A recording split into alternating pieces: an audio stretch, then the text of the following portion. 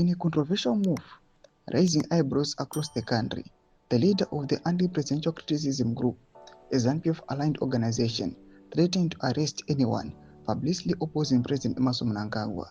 Zanamina Mashobra Pangwanachin's anti-presidential criticism group vows to arrest those opposing Mnangagwa. Subscribe or like it on the bell icon.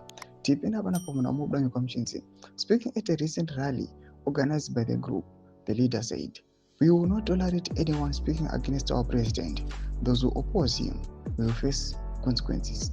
The statement has sparked widespread concern among opposition supporters and civil society groups who argue that such threats undermine democratic principles and freedom of expression in Zimbabwe. The group claims its actions are aimed at protecting the image and authority of the president, but critics say it reflects a growing intolerance toward dissent.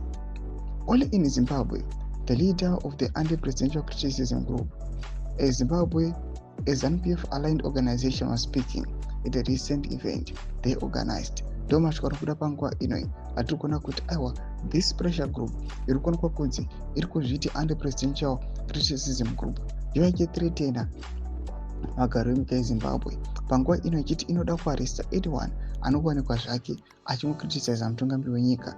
Inova emove yasafiye mune maopposition members kana even those vari muZANU-PF vangava nemamwe mafungiro avo anopesana neane vamwe vari kusapota mutungamiri wenyika.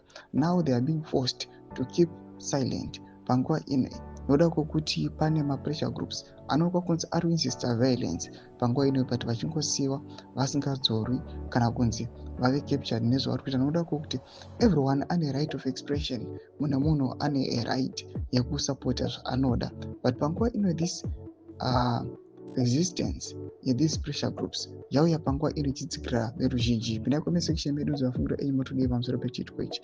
Subscribe or like, chat on the bell icon.